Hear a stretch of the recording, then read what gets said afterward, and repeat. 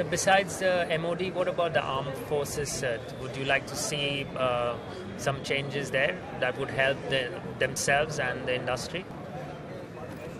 Armed forces need to have a jointmanship, because next war, it cannot be fought by Indian Army or Navy or anybody alone. It has to be an integrated effort. So we need to create Chief of Defence Staff structure with a 5-star general there.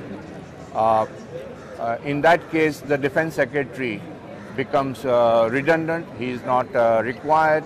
You need to post in Major Generals with Joint Secretaries, because the Joint Secretaries from civil administration do not understand the technicalities of warfare involved.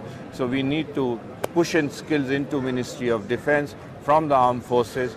We also need, and it is amazing, that offsets. When you buy a $10 billion MMRCA, because you want 50%, you're increasing the cost by 10% of the offset. So actually you end up paying $11 billion.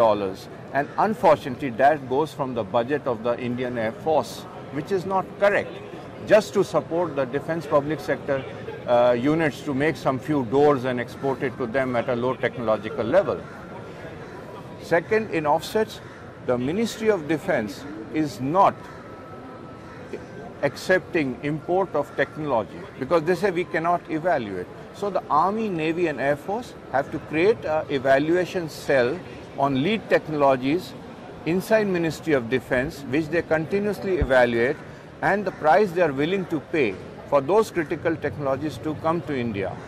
And that is how those technologies, but in offset, I'm amazed that you're not willing to accept import of technology, which should be the basic thing, because this country needs technologies. Like I said, the warfare where it is going is technological driven. Yes. So there has to be a better integration between Ministry of Defense and the military, more respect for the general staff in the military, which you have seen when you had inauguration. There was no Army, Air Force or Naval chief sitting on the dais during the inauguration. And that I feel is very insulting. And Ministry of Defense is full of babudam, and we need to reduce that to put in a lot of military officers there in an integrated fashion. So, and about technology and DRDO, do you have any comments on that?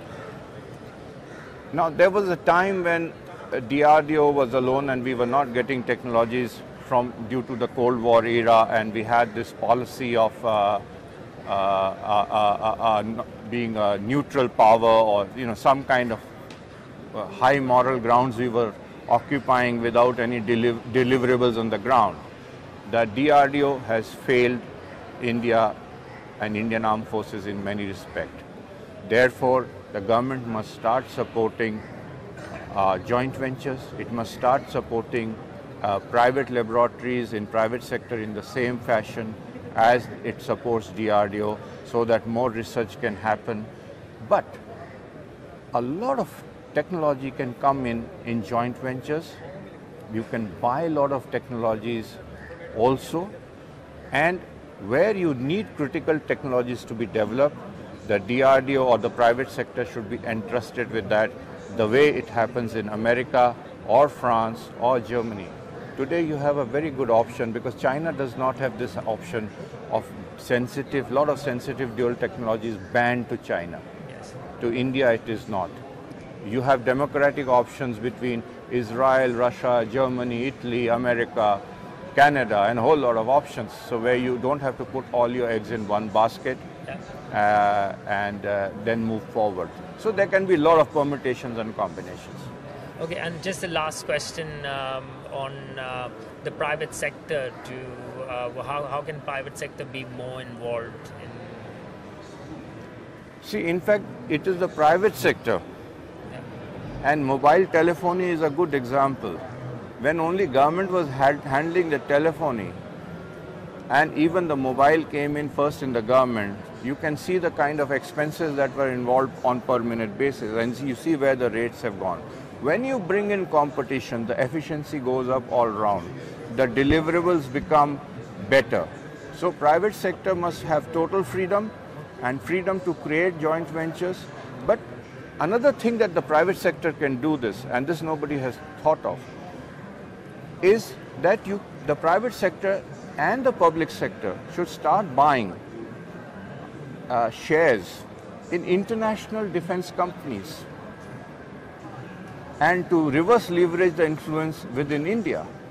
For example, Eurofighter is very pleased to make India the fifth partner. Now, what stops from Tata? It does not need any permission from Ministry of Defense or Punj Lloyd or Larsen and Toubro to invest in Eurofighter. And being an Indian company holding, let's say, 20% or 15% share, they can then reverse leverage it to make sure that the country buys from Eurofighter or Boeing or any other plane of competence. So what I'm trying to say, there are various options available. A dynamic strategy is required.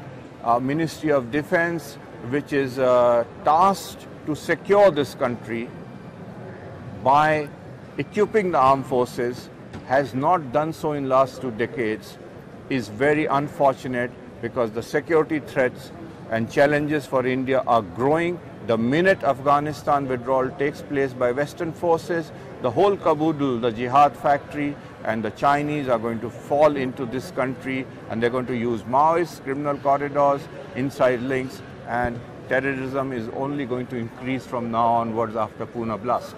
Thank you very much for your time, Mr. Verma. Thank you.